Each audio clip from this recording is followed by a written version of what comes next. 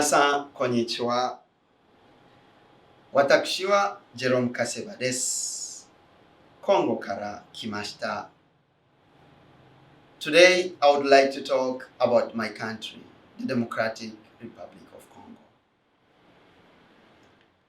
In 2013, we visited the Democratic Republic of Congo with a team from Japan.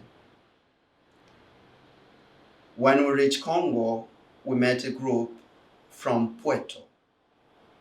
They ran away from their villages because of a fight, civil war, funso, that was going on in that village.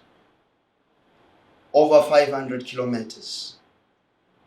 These people were living in a very miserable condition. They were called IDPs, internal displaced persons. They were living in a small place, almost 130 families. No good sanitation, no proper toilets. Their children couldn't go to school. No clean water. So it was misery all over. And the team from Japan, together with people in Congo, were thinking, where can we start from?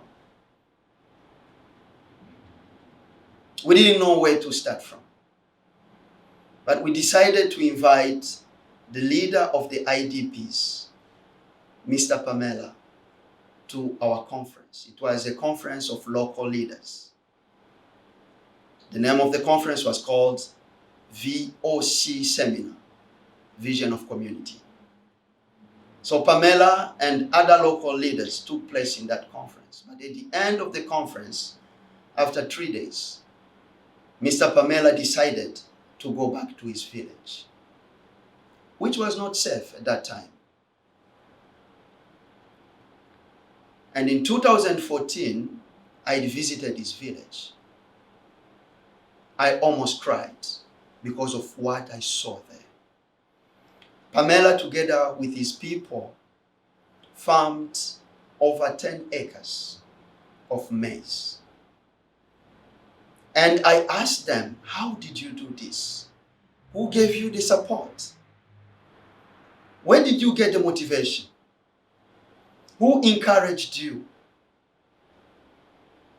Pamela told me it is because of the seminar, what I learned during the 3 days.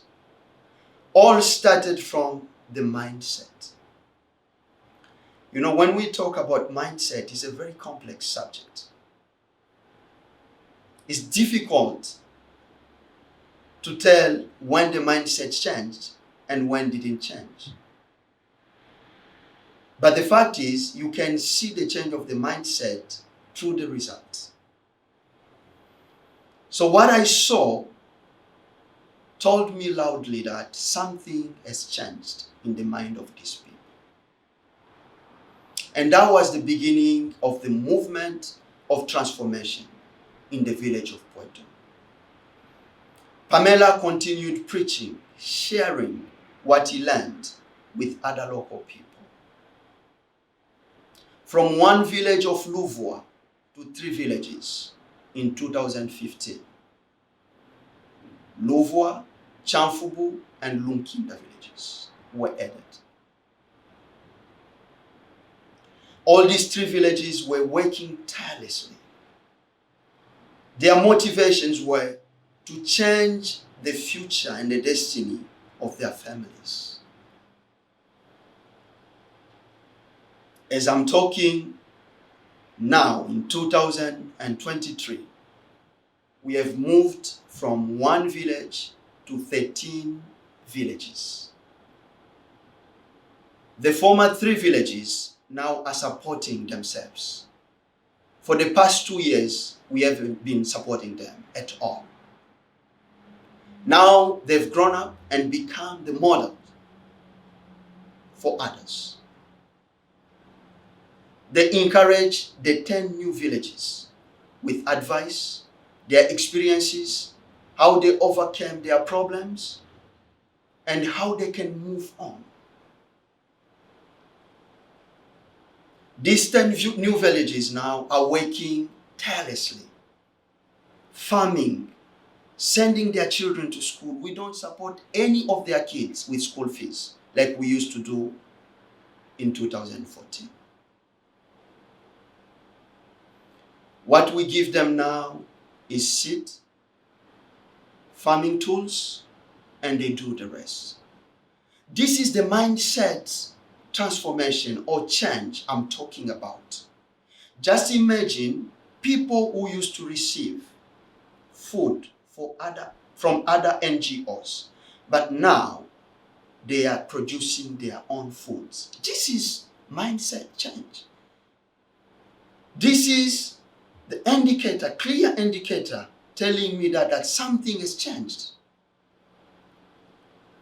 They no longer queue like they used to do before to go and receive food, but they go to their farms early in the morning, working for themselves, changing their narratives, trying to take all of their destinies, creating that mechanism and momentum of independence.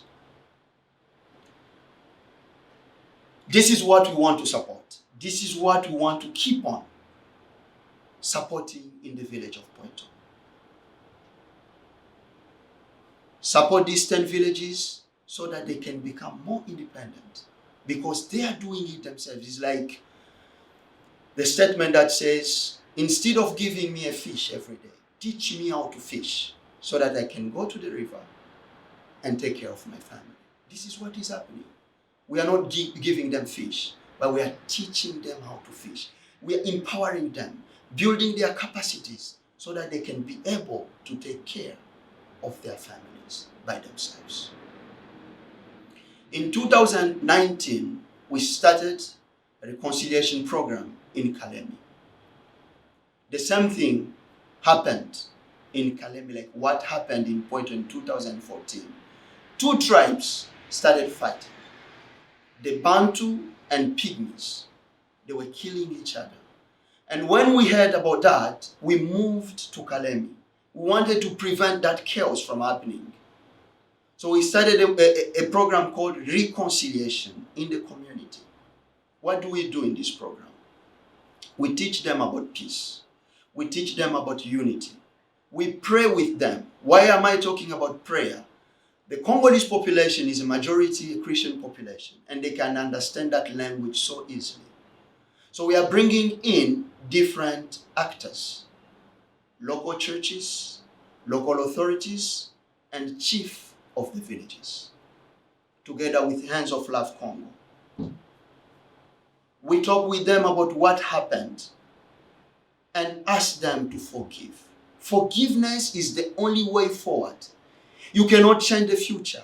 It's not easy what I'm talking about, but it is possible. So they are learning how to forgive those who did bad things to them and live in unity. We are giving them the example of Puerto, that peace brings prosperity, development. But fighting will bring chaos, poverty, and hunger. So they accepted and started following what we're sharing with them.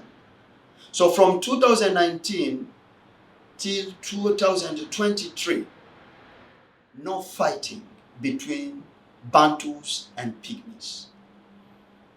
They are living peacefully, and we hope this will continue forever. From 2021, these two tribes decided to farm together. So they started a community farm, but also their individual farms, where they are farming together, exchanging or sharing farming tools, talking to each other. And last year, 2022, when I visited Kalemi, I met with them. And I saw them celebrating over their harvest, the result of their work. And they were cheering up. And we use that as an example of peace. Like, this is what will happen when you live together. In 2023, this year, 2023, in July, I was in Kalemi. I talked with them and I shared with them the message of peace again.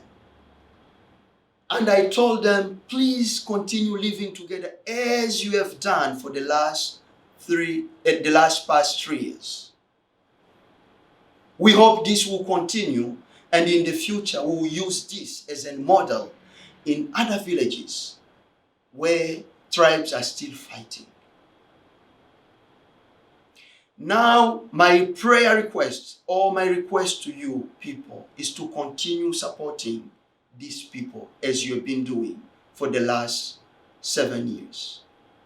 Please keep on supporting the 10 communities in Puerto and the 3 communities in Kalemi.